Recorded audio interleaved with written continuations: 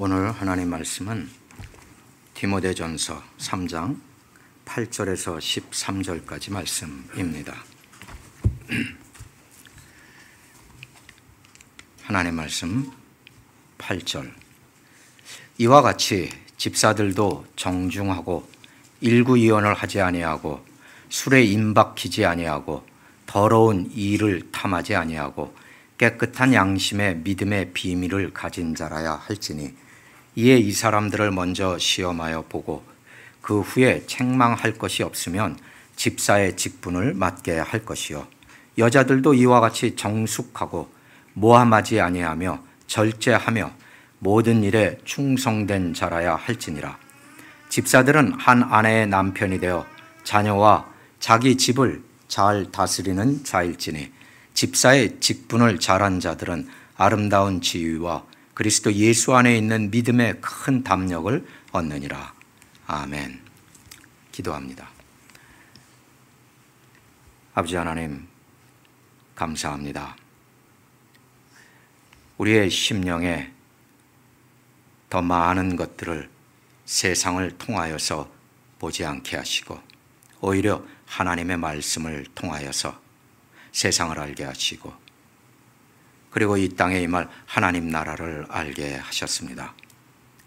하나님께서 우리에게 주시는 말씀은 오늘 우리만을 위한 것이 아니요 내일 하나님의 새로운 자녀들에게도 그리할 것이요 어제 있었던 우리의 믿음의 선진들에게도 그리한 것이니 오늘 우리에게도 동일한 역사, 동일한 하나님의 능력, 놀라운 성령님의 인도하심이 우리 각 사람에게 있게 하옵소서.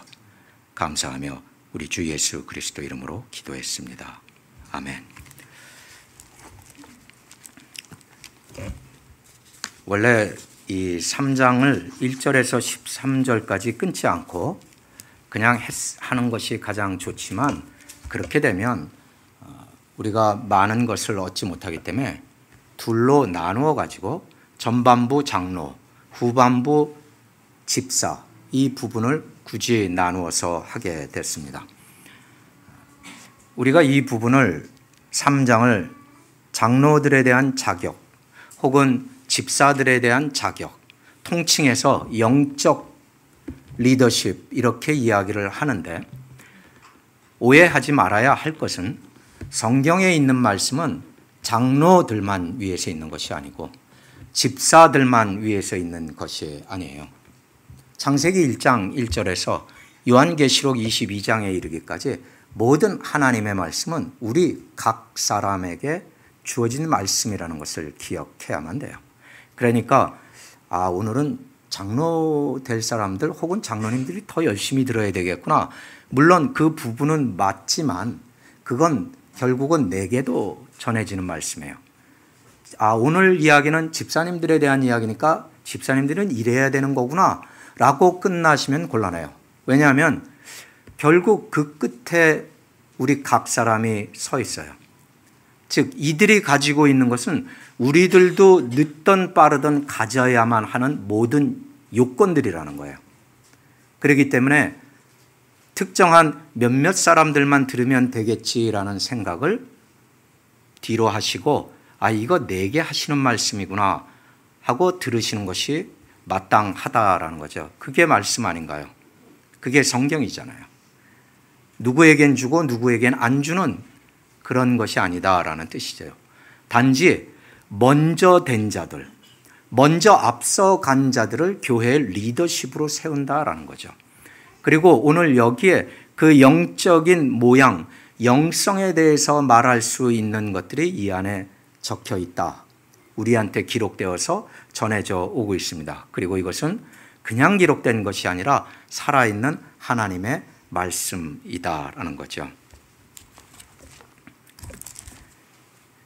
사실상 지금까지 지난 2000년 동안 교회가 초대교회가 주님이 승천하시고 난 이후에 있어온 이래로 정확하게 어떤 집사의 이름이 새겨진 기념비나 묘비를 발견했다는 기록은 공식적으로 접한 적이 없어요. 물론 어느 장로의 이름이 새겨져 있다는 걸 접한 적도 없어요. 성경을 제외하고 성경과 관련된 문헌들을 제외하고는 그렇다는 거예요. 물론 12사도에 대한 이야기들은 풍성하지만 어떤 12사도의 이름을 새겨서 지금까지 기념해서 전해져 오는 것도 없어요. 예수님의 무덤을 발견했다 그런 사람도 있고 예수님의 관을 발견했다는 그런 기사도 있었고 여러 가지가 있지만 결국 그것은 다 믿을 수 없는 것으로서 드러나고 말죠. 왜냐하면 교회의 리더십, 장로, 집사의 리더십을 보면 우리는 세상에서 볼 때 그렇게 대단해 보이는 사람들이 장로가 되고 집사가 되는 건 아닌 것 같아요. 왜냐? 세상에서 그 장로님, 그 집사님을 대단히 높이 쳐주고 대단히 높이 인정하는 경우를 만나본 경우는 거의 없다라는 거죠. 왜 그럴까요? 세상이 볼 때 우리가 얻는 이 가치, 믿음의 가치는 세상이 볼 때 별거 아니다라는 뜻이에요. 세상이 볼 때 별것이 아니기 때문에 마치 하나님은 보통보다 약간 못한 사람을 장로로도 쓰시고 집사로도 쓰신다라는 거죠.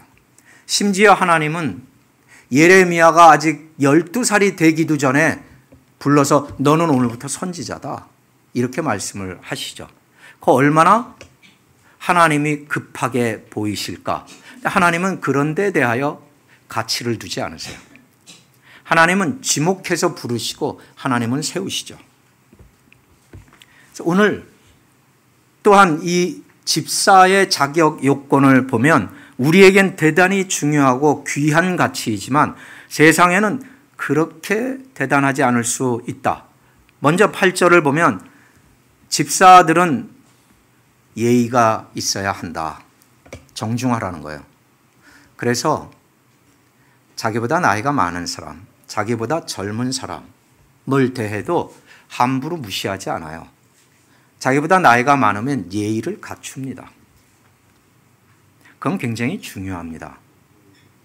10년쯤 차이가 지는데도 적당히 말의 끝을 흐리고 이게 한국말은 또 그게 굉장히 특징적이죠.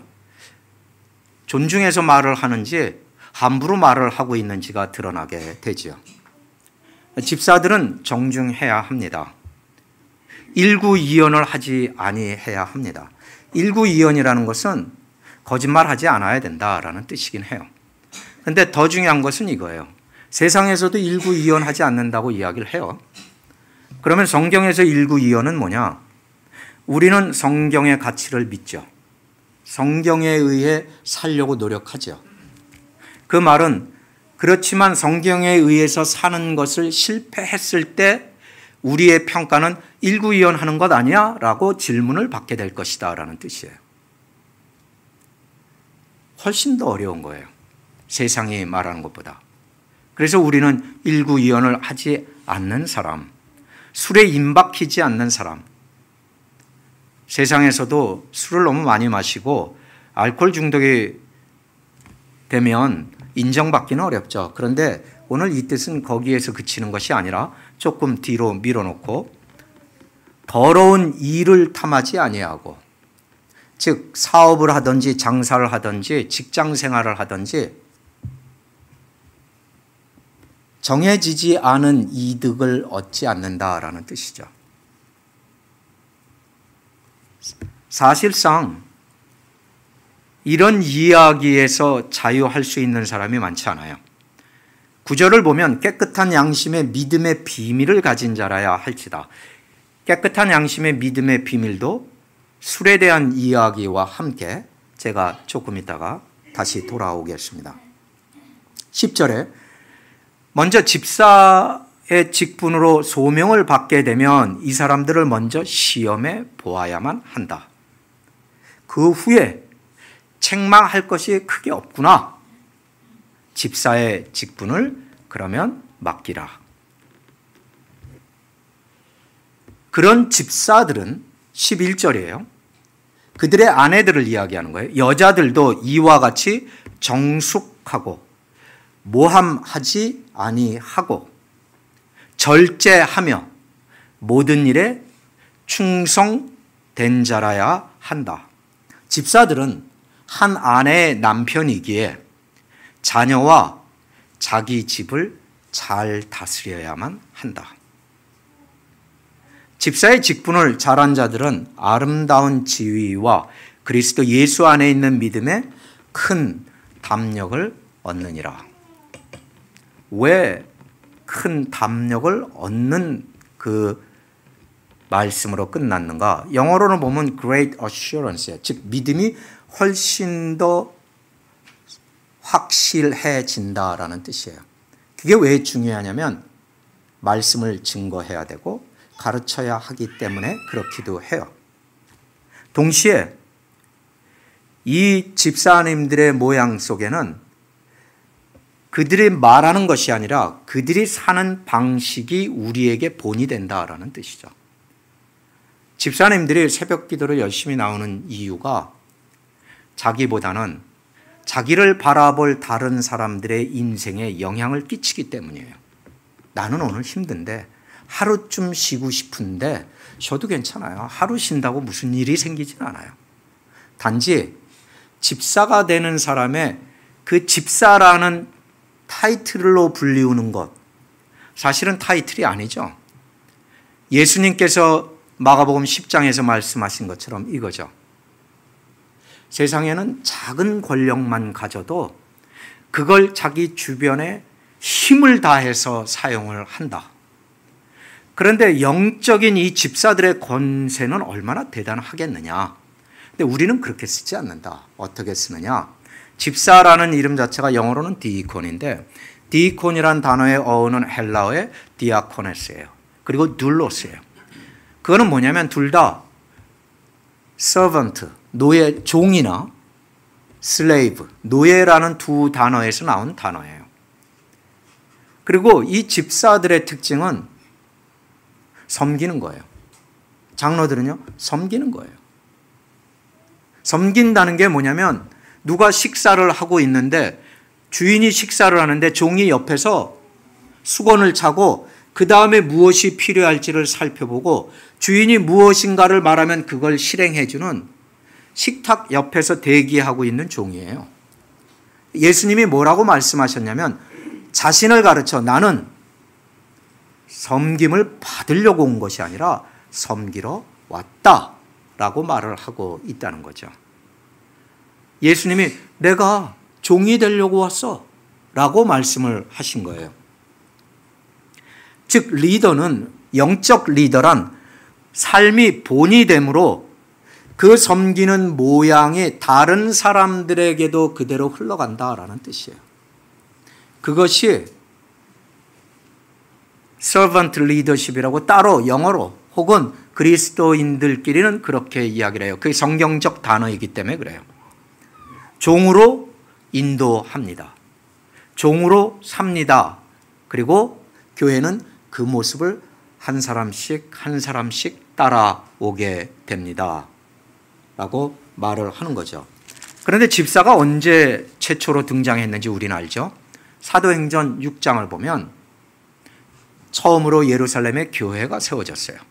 그런데 그 교회 안에 이제 많은 사람들이 예수님을 구세주로 고백하고 모여들었는데 그 안에 그때 당시의 시대적 특징으로 헬라파 가부들, 유대파 가부들이 두 부류의 많은 과부들이 교회 안에 있었어요.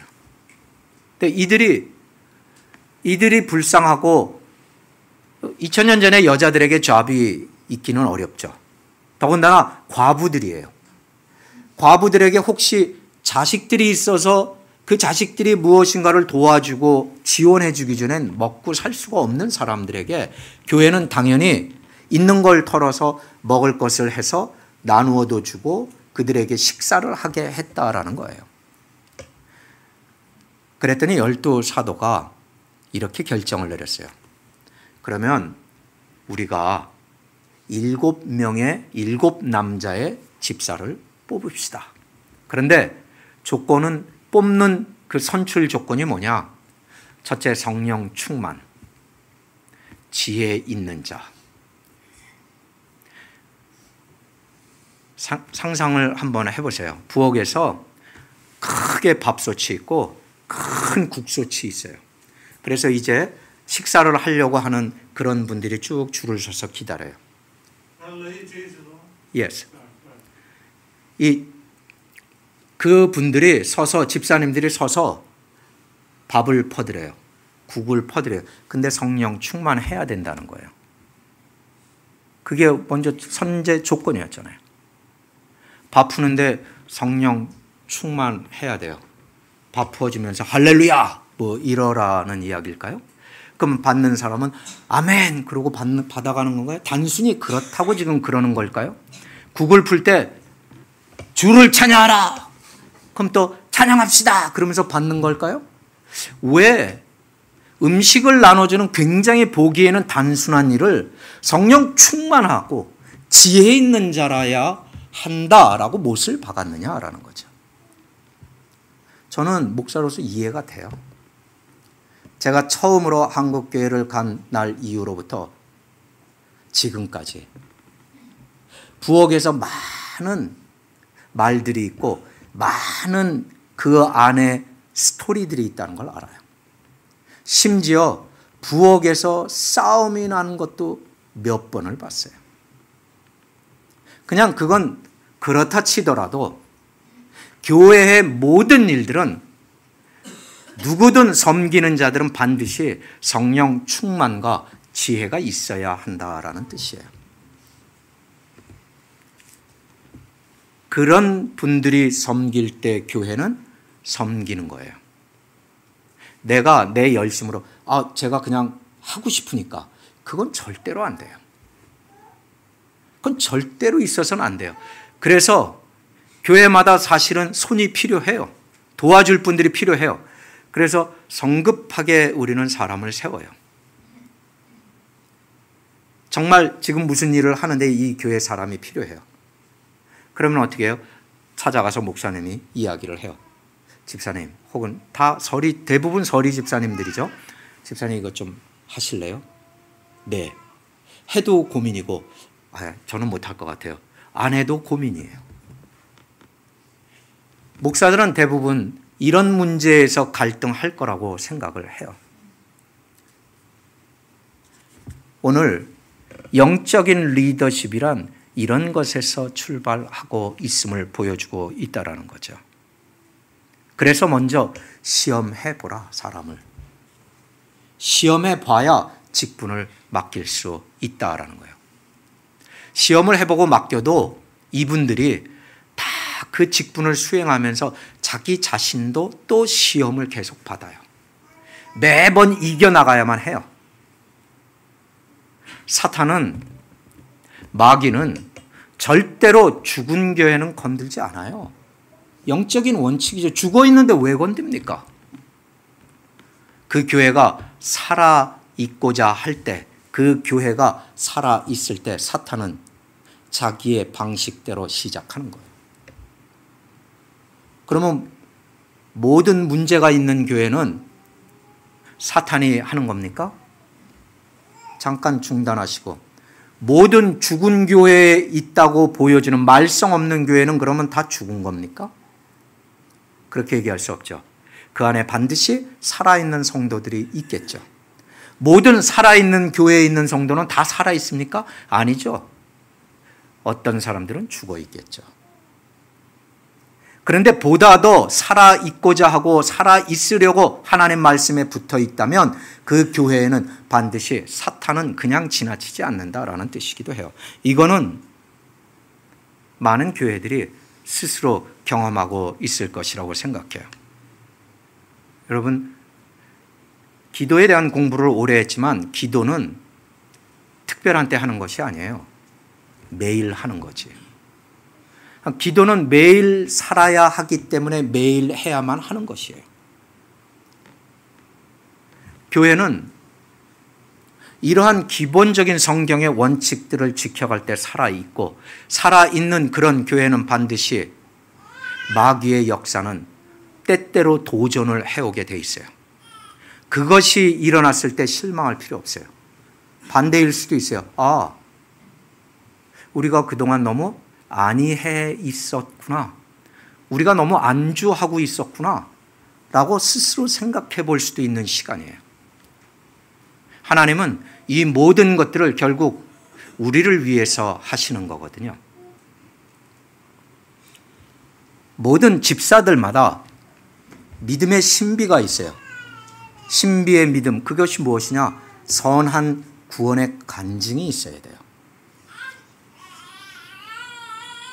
이 갈보리 십자가에 대한 간증, 그리고 자신의 인생 속에서 역사하시는 말씀에 대한 간증. 여러분이 절대로 다른 사람을 말하고 핑계대는 동안 나는 성경에 빗대어서 자라지 못합니다. 항상 성경은 누구에 대한 이야기예요? 읽는 그 사람에 대한 이야기잖아요. 나. 이 본문을 읽으면 저도 누구를 생각해요? 저를 생각해요. 나는 얼마만큼 이 안에서 지켜왔을까? 잘못한 부분은 얼만큼이나 될까? 그러한 집사들은 정직하고 적어도 정직하다는 거예요. 명예로운 진리를 말하고 돈 욕심이 없고 술에 취하지 않아야만 한다 라고 말하고 있어요. 술은 왜 문제가 될까요? 우리가 보통 술에 취하지 마라 라고 할 때 우리 그리스도인들은 술 마시지 말아야 돼 이렇게 단정적으로 얘기하는 경우가 많아요. 그런데 사도 바울을 보면 술을 마시지 말라 이렇게 얘기한 적이 없어요. 언제나 술에 취하지 말라. 술에 인박히지 말라. 왜 그러냐? 절제의 문제, 통제의 문제예요. 술에 취한다는 뜻은 뭐예요? 술이 나를 통제하기 시작하는 거예요. 술이 나를 먹었기 때문에 술이 하라는 대로 내가 움직인다는 거죠. 통제의 문제죠. 우리는 술에 취하지 말라 이런 부분들이 나오면 다 그렇게 생각할 가능성이 높아요. 에베소서 5장 18절을 기억하세요? 에베소서 5장 18절에 사도 바울은 이렇게 이야기하고 있어요. 술에 취하지 말라. 이는 방탕한 것이니 너희는 성령 충만하라. 술에 취한다는 단어와 성령 충만하다는 단어는 거의 흡사한 단어예요. 성령과 술이라는 그 명사만 바뀐 거예요. 술이 가득 차면 뭐예요? 취하는 거예요. 성령이 가득 차면 성령 충만한 거예요. 그러면 왜 에베소서를 쓰면서 사도 바울은 그 이야기를 하고 디모데전서 3장에서도 이 말씀을 하실까? 디모데 전후서가 디모데 목사님에게 주어지고 있으나 어느 교회라고요? 에베소 교회. 에베소서에 그게 쓰여 있는 게 우연이라고요? 우연이 아니에요.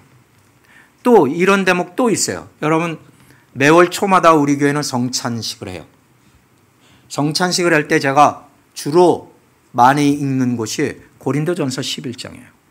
근데 보통 다 읽지 않고 그 중간에 딱 어느 부분만 대체로 끊어서 읽어요, 제가. 근데 그 앞과 뒤를 보면 고린도전서 11장에 고린도 교회 성도들이 모여가지고 아직 오지 않은 성도들이 있는데 자기들이 그냥 성찬을 하는 거예요. 근데 성찬이 우리식이 아니고 이들은 식사예요. 식사를 하면서 행하는 거예요. 그때 술들을 마구제비로 마셔가지고 술에 취해요. 그래서 바울 사도가 경고를 해요.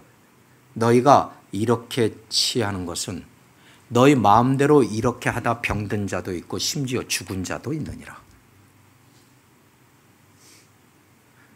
과하지 않나요? 술에 취했는데 그러면 야단 치시고 한 두어 번 야단 치시고 못하게 하고 그러지 왜 이렇게 하다가 죽은 자도 있음을 우리에게 가르쳐주고 있을까? 왜 바울 사도께서는 이게 그렇게 심각할까? 성경에 나온 말씀이 심각하지 않은 게 어디 있겠습니까마는 이건 심각한 문제예요. 21세기의 지금의 술 문화 대단합니다. 대한민국의 길거리에도 술 취한 여자들은 많습니다. 이 시대에는. 그런데 2000년 전 바울 사도가 살던 그레코 로만 시대에 로마 문화와 그리스 문화가 얽혀있던 그 2000년 전 세대에 술이란 특별한 의미가 하나 더 있어요. 고린도에는 유명한 신전이 있어요. 에베소에도 유명한 신전들이 있어요. 그때 당시에 지중해에 가장 알려진 두 도시 중에 두 도시의 이름이 술과 관련이 있어요. 왜 그러냐면 고린도 교회 신전에서 제사가 지내지고 신탁이 벌어지고 축제가 벌어질 때 빠지지 않는 게 술이에요. 이들은 제사하고 그들의 신들 우상에게 예배할 때 술을 마셔요. 에베소는요 똑같아요. 이들이 그 주변에 사는 사람들에게 지중해 주변에 사는 그 2000년 전의 사람들에게 술에 취하고 술을 마신다는 건 상당히 신전에 들어가서 제사하고 예배하는 우상을 섬기는 것과 관련이 있고 심지어 술을 많이 마시는 이유 중에 하나는 또 그 끝으로 가서 신전마다 있는 신전의 창기들과 성적인 교섭을 가져요. 왜요? 그렇게 함으로써 저들의 신과 통하게 된다라고 말을 하는 거예요. 그냥 술을 마시는 게 아니라고요. 근데 그게 문화였어요. 그들에게 수백 년 동안 내려온 문화예요. 그 시대에 전통가드 같은 문화였어요. 한국 교회가 오랫동안 지금도 그럴지 모르는데 시달린 게 뭐예요? 기복신앙. 어디서 온 거예요? 한국의 전통적인 문화, 전통적인 관습에서 온 거예요. 믿으면 돈 벌 거야. 믿으면 사업이 잘 될 거야. 믿으면 이 가게가 잘 될 거야. 믿으면 이런저런 일들이 될 거야. 정말 그래요? 그건 한국의 전통 종교, 전통 우상 숭배에서 나온 기복신앙이라고 말하는 것으로 본인들도 그렇게 말하고 여전히 기복을 가르치는 사람들도 있어요. 우리에게 그것이 그렇게 뿌리 깊은 거라면 2000년 전에 이 술에 대한 것이 바울 사도가 이렇게 말하고 있는 것은 굉장히 곳곳에 파고 들어가 있는 문화 중에 하나다. 종교이면서 그들에겐 문화인 거예요. 한국 사람들이 옛날에는 다 종교가 따로 없으면 다 불교예요. 이렇게 얘기해도 될 만큼 불교적인 문화가 우리에게 스며들어와 있죠. 그와 같은 것이었어요. 그래서 8절에 집사들은 술에 임박히지 아니하고 고린도전서에 그렇게 술을 먹고 하다가 성찬을 네가 이해하지 못함으로 병이 들고 심지어 죽기까지 됐으며 에베소서 5장 18절에 술에 취하지 마라. 이는 방탕한 것이다. 성령에 취하라. 왜요? 우상 숭배에 연결된 술에 취한다는 건 무슨 뭐예요?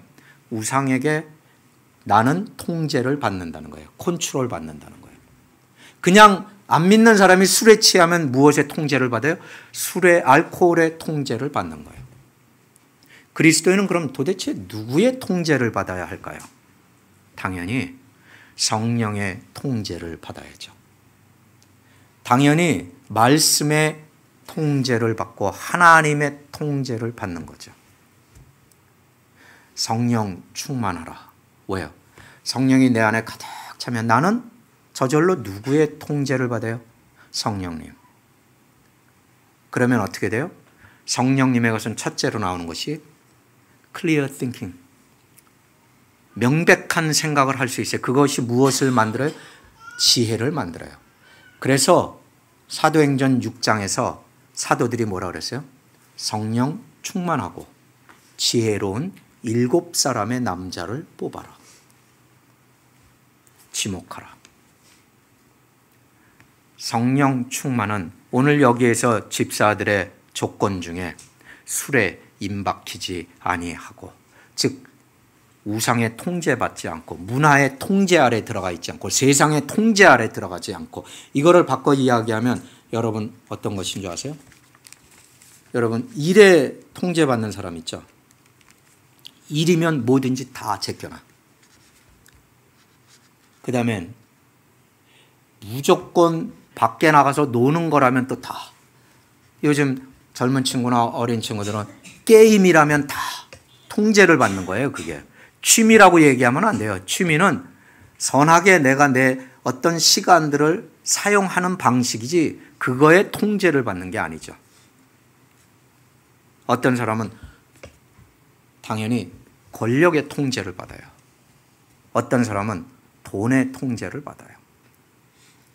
어떤 사람은 관계 때문에 그 통제를 받는 사람이 있어요. 심지어 여러분의 과거가 나를 붙들고 놓아주지 않아요.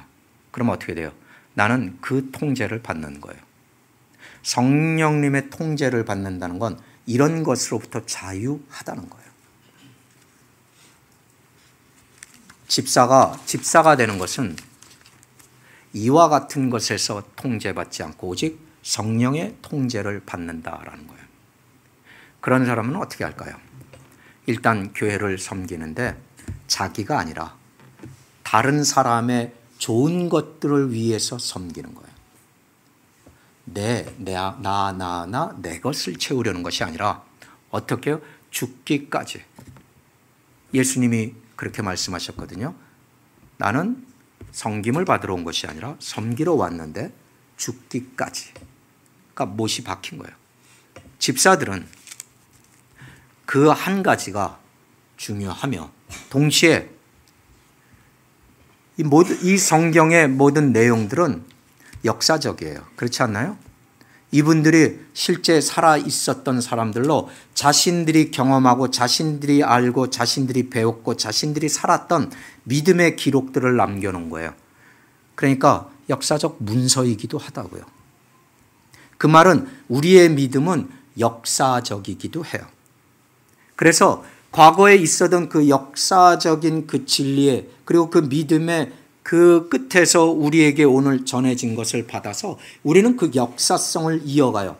근데 그 첫 번째 믿음의 신비라는 단어가 나오고 그러는데요. 9절에 깨끗한 양심의 믿음의 비밀을 가진 자라야 할 것이라.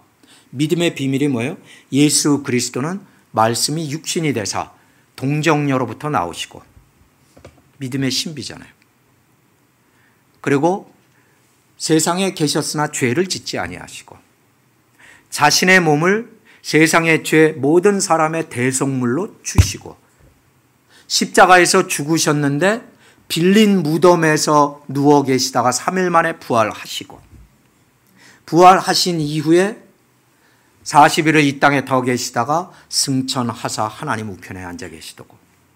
그게 뭐라고요? 우리 신앙의 고백이잖아요. 사도신경이잖아요. 그게 뭐라고요? 여기서 이야기하는 믿음의 신비. 이거 역사적인 거예요. 신비라 그랬다고 신기하다 이게 아니고 역사성이에요.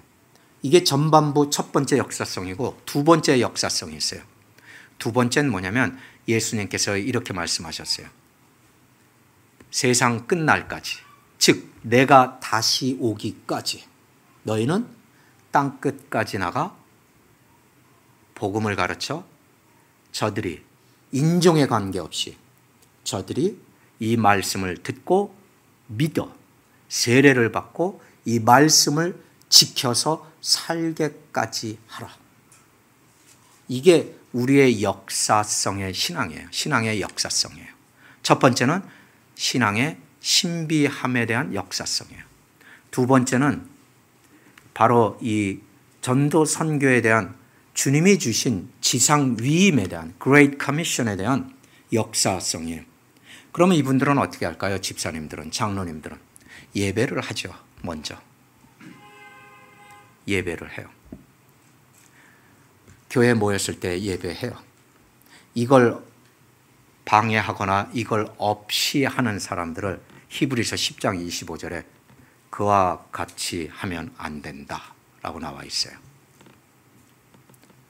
그리고요, 집에 가도 예배를 해요. 그게 삶에 보여요. 그걸 다른 사람들이 보죠. 이게 영적 리더십이에요. 자녀들이 그걸 보죠. 자녀들이 그걸 배워요. 그와 같은 집사, 그와 같은 장로들이 가정에서 생활하는 것을 보면 11절에 그들의 아내는 이렇게 된다. 여자들도 이와 같이 정숙하고 모함하지 않고 절제하고 모든 일에 충성된 자다. 왜냐? 성령 충만하면 이렇게 되는 거예요. 내가 뭘 어떻게 하려고 그런 게 아니라 성령 충만을 사모하고 성령 충만에 이르면 이와 같은 일들에 대해서, 한국말로 정숙하다라고 한 건 뭐냐면 존경받을 만한 스스로의 자존감이 생긴다는 거예요. 난 누구랑 비교해서 난 너무 못났어 이런 게 아니라, 나는 말씀 안에서 그리고 예배를 통해서 내 남편의 그 또한 성령 충만을 통해서, 나의 성령 충만을 통해서 나는 마땅히 하나님이 주시는 이와 같은 것을 누릴 수 있게 된다라는 뜻이에요. Not malicious talkers. 당연히 이와 같은 사람은 쓸데없는 말을 하지 않아요. 사나운 말을 하지 않아요. 그런데 대신에 어떻게 돼요? 성령 충만의 증거. 그게 뭐예요? 성령 충만하면 갈라디아서 5장에 나와 있죠? 9가지 성령의 열매. 그게 뭐예요? 기쁨, 화평, 선함, 자기 절제. 그리고 뭐예요? 그런 사람들은 안 된다고 말을 하지만 온유하게 말을 해요. 된다고 말을 하지만 그것도 사랑으로 말을 하더라도 루즈하지 않아요. 스포일 시키지 않아요. 9가지 열매. 왜요? 성령 충만하니까 성령의 통제를 받은 사람에게 보여지는 거예요. 술에 취한 사람은요, 지나가다 전봇대 가지고 시비하고, 땅에 자기가 넘어졌는데 땅이 올라와서 자기 이마를 쳤다고 따지고, 차가 막 칭칭 달리는데 그 사이로 끼어들고. 그게 맨정신이라면 그랬겠어요? 술의 통제를 받으니까 그렇죠. 성경에서 이야기하는 신약의 술에 대한 문제는 그렇게 심각한 뜻이 있어요. 여러분, 우상에 함께 보내던 술에 대한 시간들. 그래서 이 사람들은 습관적으로 술을 마신 거예요. 우상 앞에서 하던 대로 마신 거예요. 그게 교회에 와서 허용되지 않는다라고 말하는 거죠.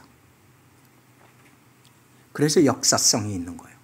근데 놀랍게도 2000년 전에 그때나 2000년이 지난 21세기 오늘도 술에 대한 것들이 너무나 흡사하다는 거예요. 영적인 모든 것과 관련된 것은 변한 것이 없습니다. 라고 말을 하고 있다는 거죠. 여러분, 성경에 적어도 신약에만 4군데 이상의 가정을 이렇게 돌봐라 라는 가정의례 준칙이 나와 있어요. 에베소서에 나와 있고, 이 디모데서에도 나와 있고, 베드로서에도 나와 있고, 여러분 여기저기 나와 있어요. 그런데 우리의 가정들을 우리가 그렇게 하는가라고 살펴본다면 그렇지 않을 수도 있다. 만약에 집사님들이 오늘 자신과 하나님과의 관계를 점검해보고, 아, 이 점에서 내가 부족했구나라고 한다면 그 관계를 바로 세우시기 바라요.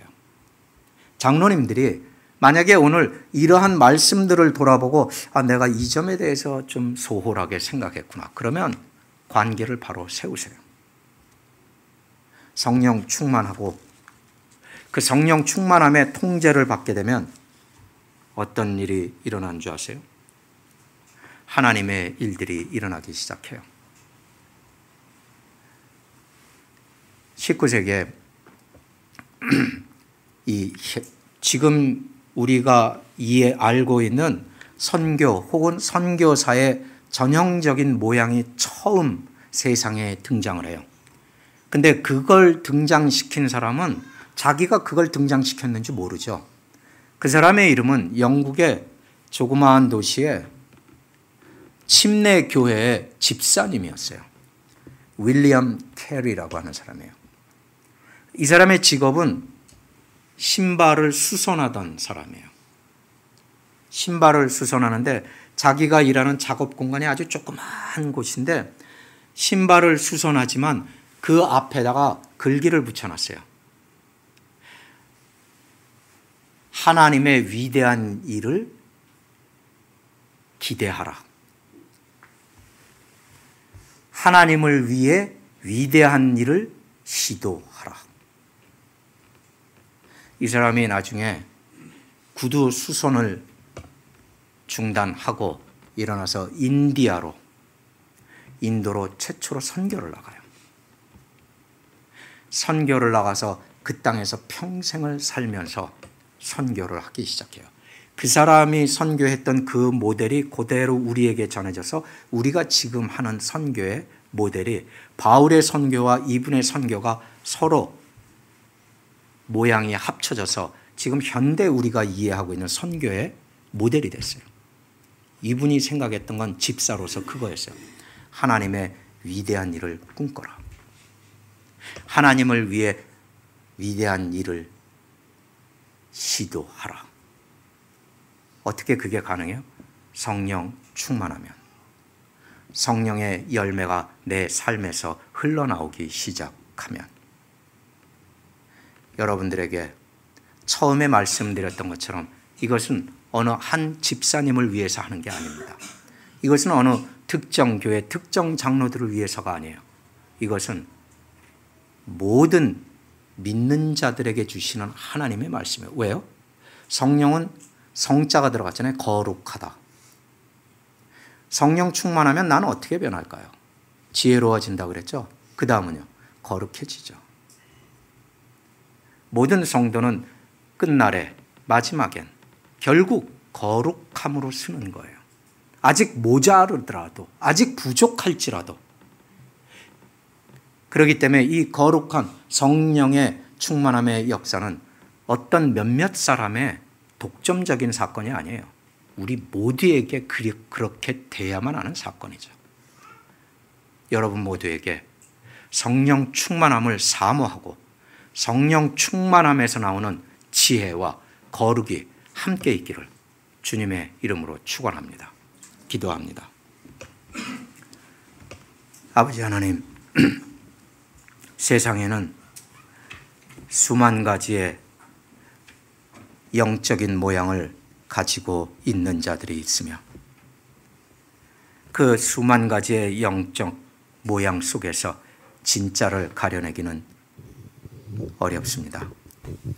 우리 각 사람이 성령 충만함을 입어 하나님 보시는 눈으로 볼 수 있게 하시며 우리로 분별케 하사 선과 악을 분별하게 하시고 우리로 가짜와 진짜를 분별하게 하시고 우리로 하나님의 일과 사탄의 유혹에 대한 일을 구별하게 하시고 우리로 이 땅과 하나님 나라를 구분하는 믿음의 안목이 있게 하옵소서.